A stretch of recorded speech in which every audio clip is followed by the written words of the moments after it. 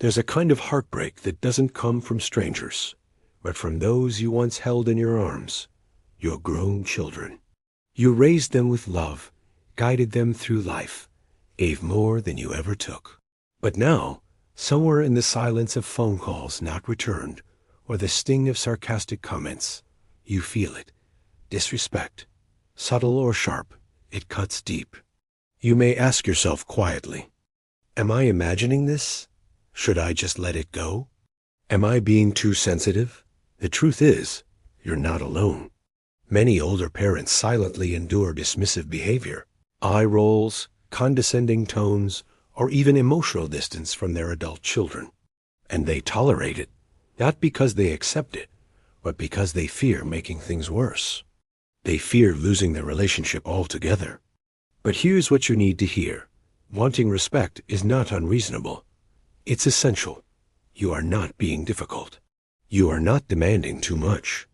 You are asking for what every human being deserves, to be treated with dignity, especially by the people you gave your life to.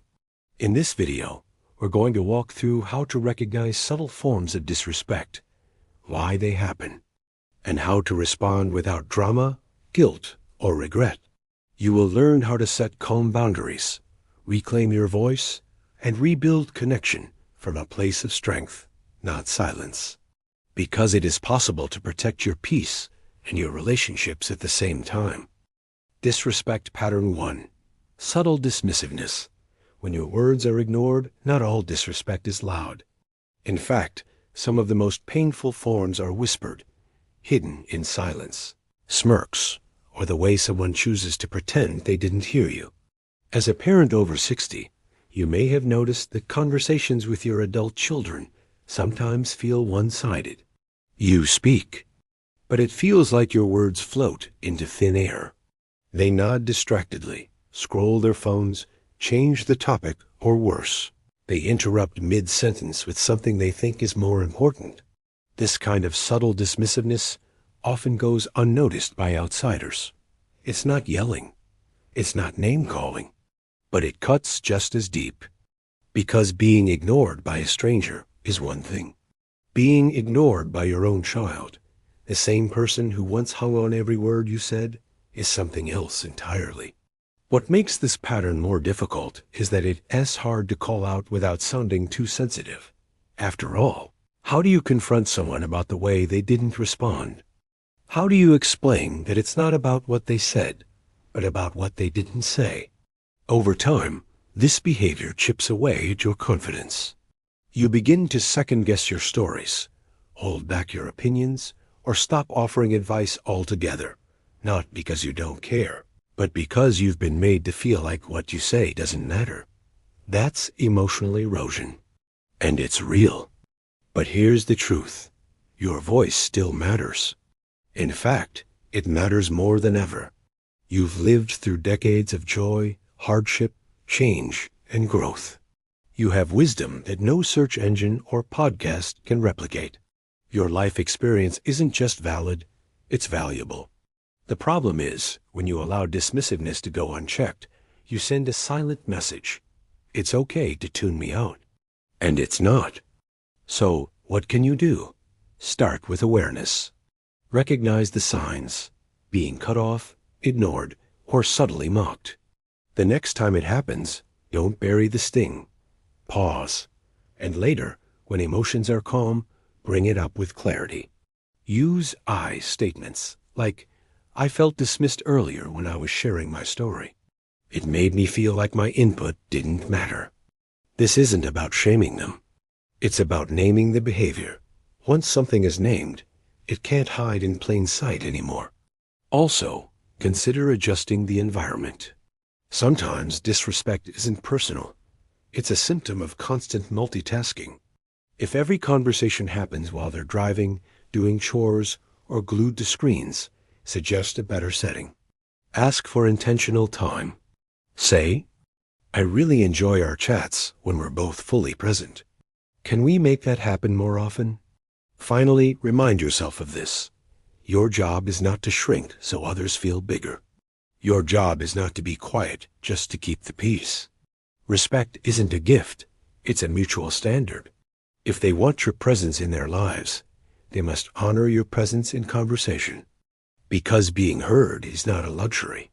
It's a form of love. Disrespect pattern 2. Guilt trips.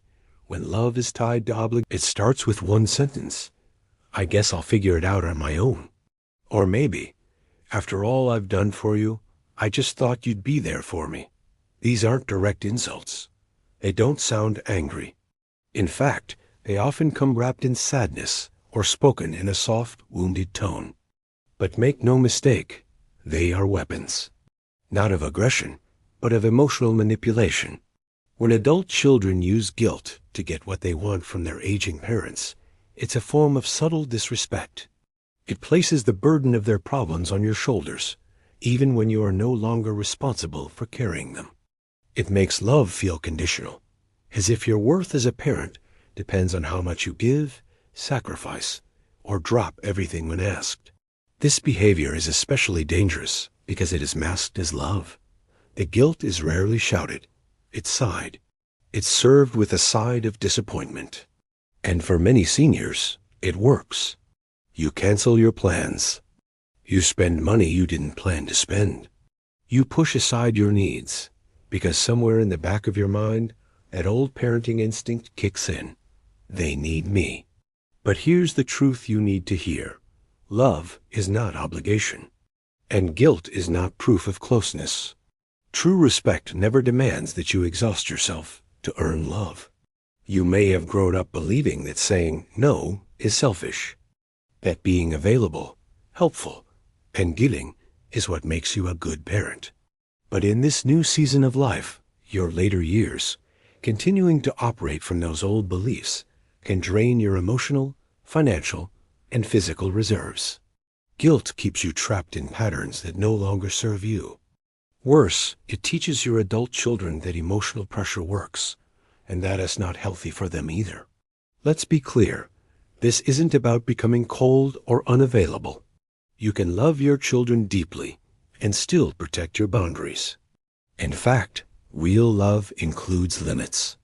So, how do you respond when guilt shows up in your relationship? First, pause before reacting. Guilt thrives on urgency. When your child says, I guess I'll just cancel my interview, after you said you couldn't babysit, take a moment. You don't owe an immediate reversal. Let silence sit for a second. Then respond with clarity.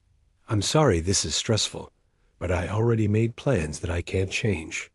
I trust that you'll figure it out. That single sentence breaks the pattern. It returns the problem to where it belongs, with them. Next, name the behavior gently. If you consistently feel guilt-tripped, say, I've noticed that when I say no, you make comments that make me feel like I'm doing something wrong. I need to be able to say no without being made to feel guilty. You don't need to defend your no endlessly. No is a complete sentence, and you are allowed to choose peace over pressure. Finally, reset expectations in your relationship. If helping has become a pattern of depletion, it's okay to say, I'll always love and support you emotionally, but I can't always be available physically or financially the way I used to. I'm learning to take better care of myself too. That's not rejection. That's reality. And modeling self-respect might be the most important lesson you still have to teach. Because guilt is a poor substitute for respect, and you deserve better than love that comes with strings attached. Disrespect pattern 3. Being interrupted, ignored, or dismissed in conversation. One of the most quietly painful forms of disrespect from adult children is this. You re-talking, and they cut you off. You're sharing a memory, and they're checking their phone. You're re-offering advice, and they brush it off with a laugh or a dismissive. That's not how it works anymore, Mom. It may not seem cruel on the surface, but over time, this behavior erodes something sacred, your sense of worth in the family. Being constantly interrupted or ignored by your adult children sends a painful message. Your voice no longer matters. Your stories are irrelevant. Your wisdom is outdated. Your experience is from a different time.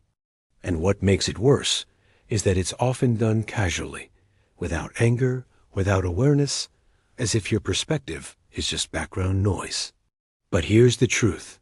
The wisdom you carry is earned.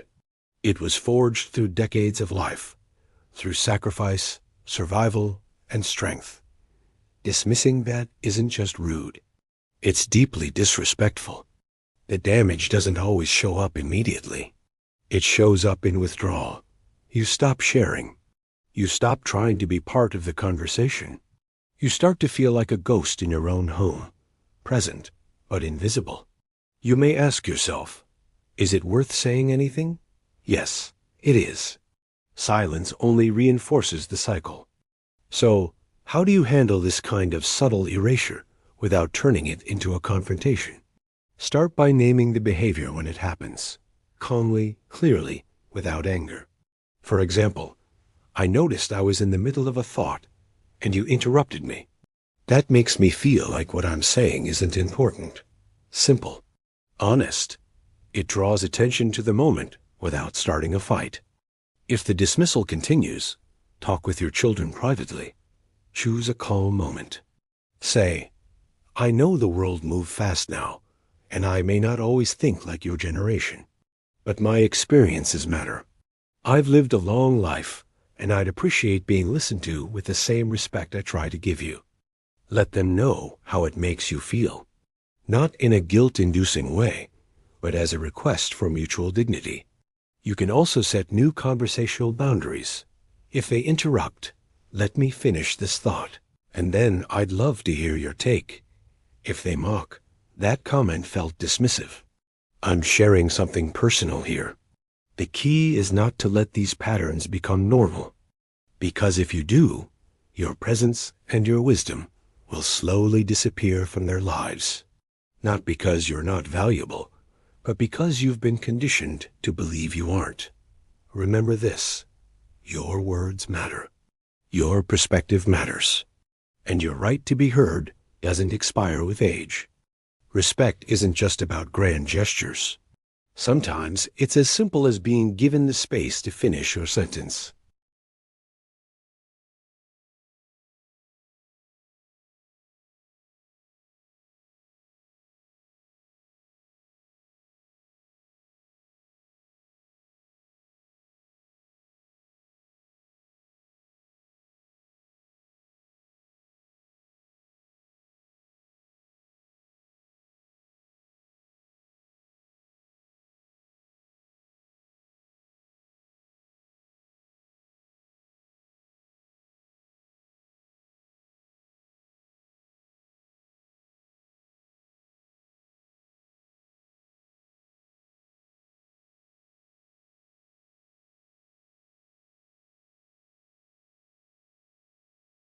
After everything I've been through, I thought you'd be there for me.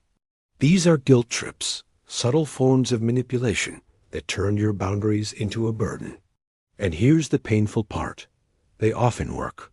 Not because you're weak, but because you care.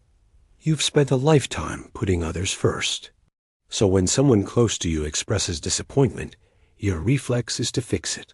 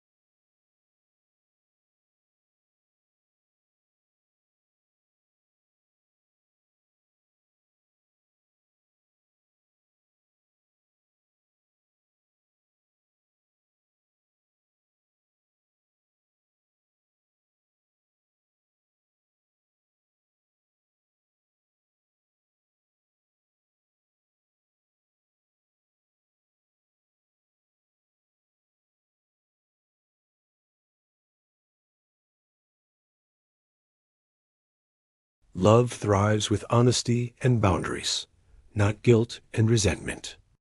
Disrespect pattern 5. Backhanded comments. When jokes are actually hurtful, disrespect doesn't always arrive with shouting or conflict. Sometimes it sneaks in through the side door of a joke, a comment that's said with a smile that lands like a slap. You laugh it off in the moment, but later the sting remains. Maybe your adult child jokes about your memory. Mom's at that age. Who knows what she remembers anymore? Or about your pace. Dad moves slower than the internet in the 90s. Or your opinions. You still believe in that? That's adorable. Everyone laughs. You force a chuckle. But deep down, something tightens. Because it didn't feel like a joke. It felt like a jab. These are backhanded comments, disguised as humor, but meant to mock, diminish, or dismiss. And when they come from your own children, they hurt even more. The danger with backhanded comments is that they give the speaker an easy out. It was just a joke. Don't take it so seriously. But the truth is, jokes that rely on disrespect aren't funny. They're tools to mask passive aggression or discomfort with aging and change. Over time, this pattern can erode your self-esteem and make family gatherings feel more like endurance tests than joyful moments. So, what can you do? Start with this simple truth. You're allowed to say when something hurts, even if it was just a joke. Try this response.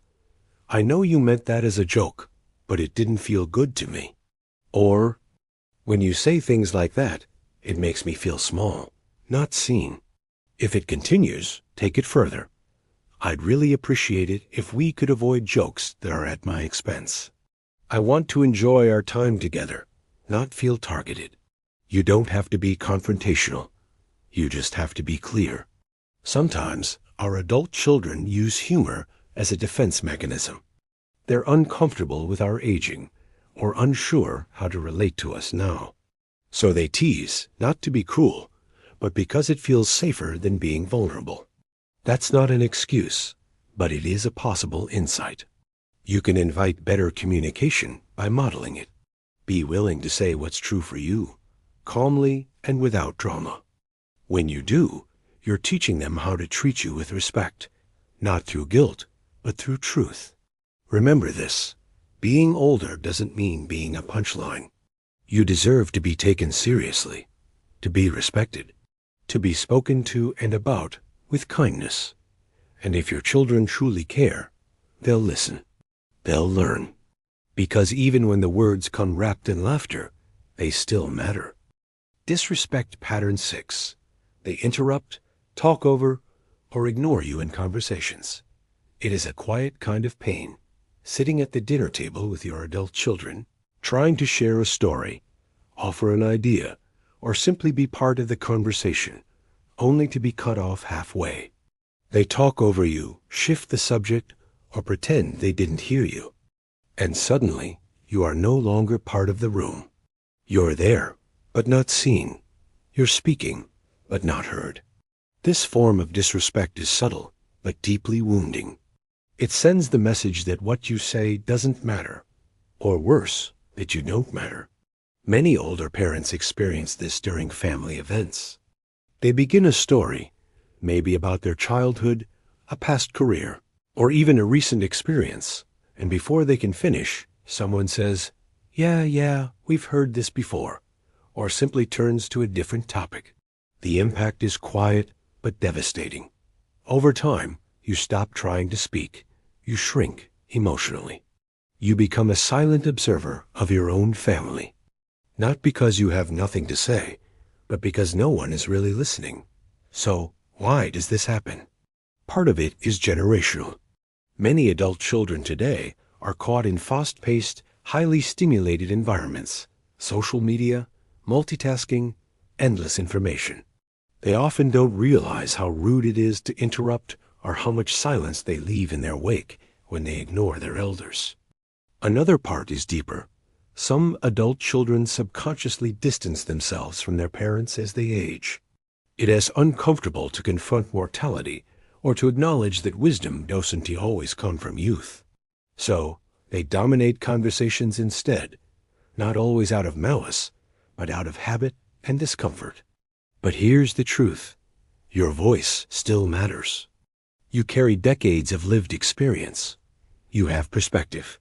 You have stories that connect generations. And if your children are too distracted to listen, that doesn't make you irrelevant. It makes them inattentive. So what can you do? Start by reclaiming your place in the conversation. Gently, but clearly. When interrupted, pause.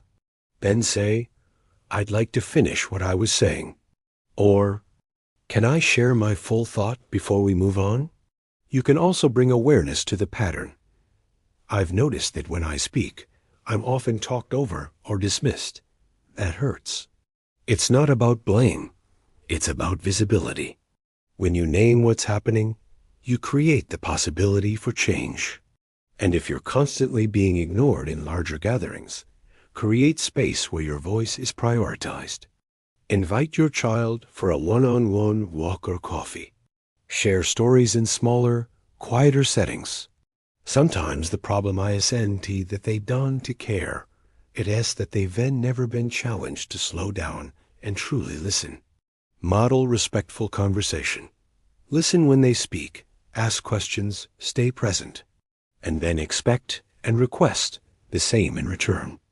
Also remember, silence should be a choice, not a survival strategy. If you've stopped speaking up because it feels useless, it's time to reclaim your presence.